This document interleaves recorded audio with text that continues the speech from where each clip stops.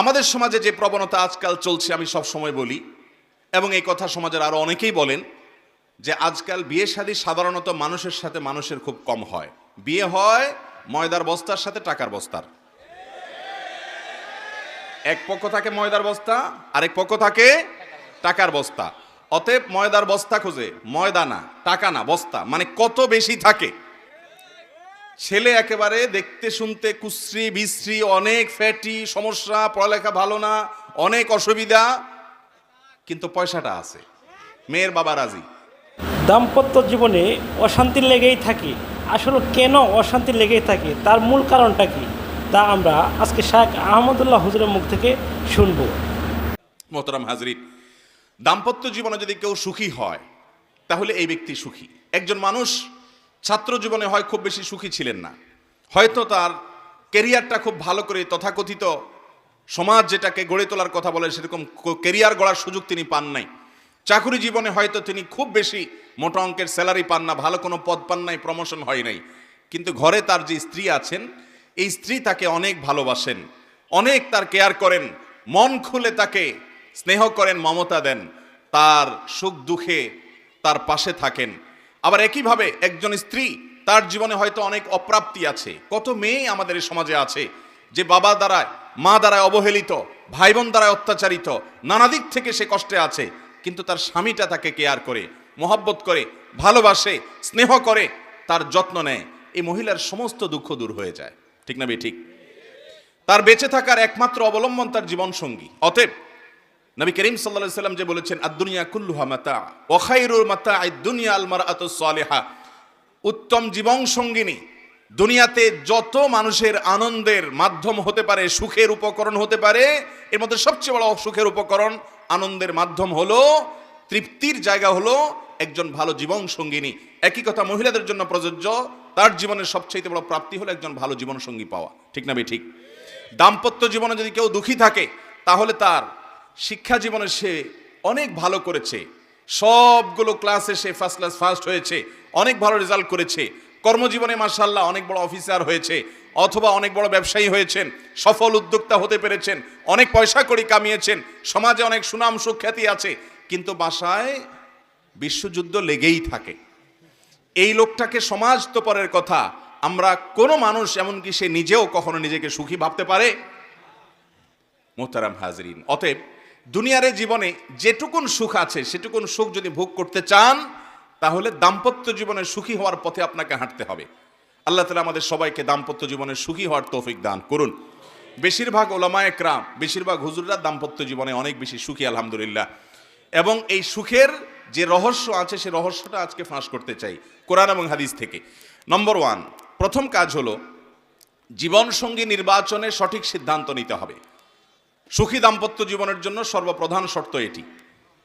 আপনার জীবনসঙ্গিনী কাকে বিবাহ করবেন এটা নির্বাচনে বিচক্ষণতার পরিচয় দিতে হবে। যুবকদেরকে বলছি, যৌবনের একটা ভ্রম আছে, যা দেখে সেটাতেই পাগল হয়ে যায় এবং মনে হয় যে একে পেলে আমি বোধহয় রাজ্যের সব সুখ আমার ঘরে তুলতে পারবো, আর একে যদি আমি হারিয়ে ফেলি, এর যদি কোথাও বিয়ে হয়ে যায় তাহলে আমার লাইফ পুরাই চুনা চুনা শেষ।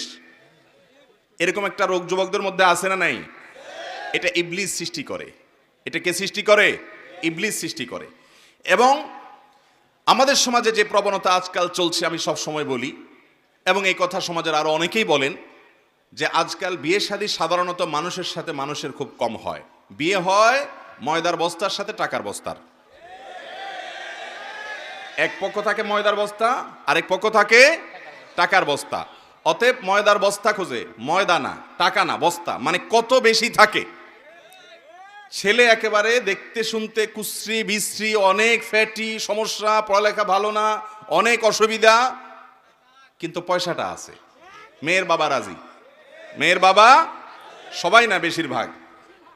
আর জাত বংশ কিছু থাকুক আর না থাকুক, আল্লাহর নাম রাসূলের হাদিসের কথা মুখ দিয়ে আসুক বা না আসুক, পড়ালেখা বা অন্য কোনো কিছু থাকুক আর না থাকুক, আটা আগা গোড়া একটা আটার বস্তা,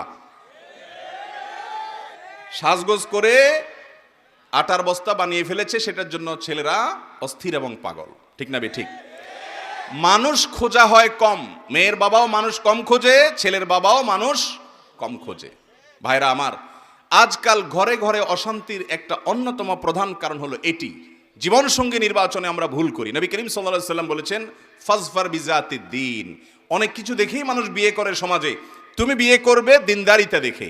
আল্লাহর শপথ করে বলছি, আল্লাহর শপথ করে বলছি, আল্লাহর শপথ করে বলছি, দাম্পত্য জীবনের সুখের মূল চাবিকাঠি এই জায়গাটা। যেই জীবনসঙ্গী, যে জীবনসঙ্গিনী তার খুঁটাটা এক জায়গায় গাড়া আছে, সে আল্লাহর কাছে নিজেকে সারেন্ডার করে ফেলেছে, আপনি তাকে ধরতে পারবেন, ধরার একটা জায়গা আছে। সে বেলাইনে যাবে, আল্লাহর নির্দেশ দেখাবেন, সে লাইনে আসতে বাধ্য হবে।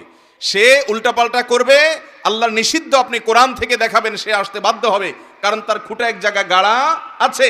আর যার খুঁটা কোথাও গাড়ায় নাই, সে প্রবৃত্তির গোলামি করে। আজকে আপনাকে ভালো লেগেছে, কালকে লাগবে না। অতএব আজকে আপনাকে কেয়ার করেছে, কালকে শত্রুতা করবে, এটাই বাস্তবতা। অতএব কোনো মেয়ের মধ্যে, কোনো ছেলের মধ্যে যদি আল্লাহর ভয় থাকে, তাকওয়া থাকে, ঈমান থাকে, নামাজ থাকে, দিনদারি থাকে, তার চাইতে বেটার কোনো জীবনসঙ্গী হতে পারে। বিশেষ করে রূপ লাবণ্যের যে বিষয়টি আছে, এটি একসময় হারিয়ে যায়, ঠিক না বে ঠিক? যাদের রূপ লাবণ্য দেখে আপনি অস্থির হচ্ছেন, পাগলপরা হয়ে যাচ্ছেন, মা বাবাকে অসন্তুষ্ট করছেন, কোরআন হাদিসকে আপনি জলাঞ্জলি দিয়ে দিচ্ছেন, সেই রূপ লাবণ্য কি চিরকাল থাকে? চিরকাল থাকা তো পরের কথা, আপনার কাছেই কয়দিন পরে মাটি মনে হবে। কিন্তু মানুষের ব্যক্তিত্ব, তার পার্সোনালিটি, তার ব্যক্তিগত যে উন্নত চরিত্র মাধুর্য আছে, তার যে আমলের সৌন্দর্য আছে, তার যে ঈমান এবং তাকওয়া আছে, এই জিনিসটা যতদিন সে বেঁচে থাকবে আপনার জন্য উপভোগ্য হবে ইনশাআল্লাহ। আমি প্রায় সময় বলি, এই হুজুরদের বেশিরভাগ লাইফ একটু যদি আপনারা ঘাঁটেন, দেখবেন যে ওনাদের বিবাহের সময় ওনারা কেউই এত ভালো হালে ছিলেন না এখন যতটা আল্লাহ তাআলা ভালো অবস্থাতে রেখেছেন। অনেক আলেম ওলামা আছেন, আমি জানি যাদেরকে, যে হয়তো 2000-3000 টাকা 10 বছর 15 বছর আগে বেতন পাইতেন, কিন্তু অনেক বিচক্ষণ ফ্যামিলি তাদের সাথে মেয়ে বিয়ে দিয়েছেন, অথবা মেয়েকে ছেলের সাথে এরকম বিয়ে দিয়েছেন, অন্য কোনো যোগ্যতা নেই, তার ভিতরে আল্লাহর ভয় আছে, আলহামদুলিল্লাহ তারা সুখে আছেন। আর সম্পদ দেখে, বাহ্যিক রূপ লাবণ্য দেখে যারা হাবুডুবু খেয়েছেন, ঝাঁপ দিয়ে পড়েছেন, তাদের জীবনটা জ্বলন্ত জাহান্নামে পরিণত হয়েছে, এরকম ঘটনা হাজারো আমাদের সামনে আছে, ঠিক না বে ঠিক? অতএব ভাইরা আমার, মুরব্বীদেরকে বলছি, বাবারা আমার, সন্তানকে বিয়ে করানোর সময় তার জীবনসঙ্গী জীবনসঙ্গিনীর ক্ষেত্রে আল্লাহর ভয় আছে কিনা, এ আল্লাহকে চিনে কিনা, সে মানুষটা ভালো কিনা, তার ব্যক্তিত্ব আছে কিনা, এই জিনিসটা সব কিছুর উপরে প্রাধান্য দিবেন। তাহলে গাছ সেই ফল দিবে, বীজটা যেটা রোপণ করবেন। আপনি আনবেন হলো একটা আস্ত টাকার বস্তা বা ময়দার বস্তা, আর আশা করবেন সুখ শান্তি। না, ময়দা আর টাকা মানুষকে শান্তি দিতে পারে না। সম্মানিত ভিউয়ার্স, ভিডিও সম্পর্কে আপনার মতামত কমেন্টসে লিখবেন। ভিডিওটি একটি লাইক দিয়ে চ্যানেলটি সাবস্ক্রাইব করে রাখবেন। আসসালামু আলাইকুম।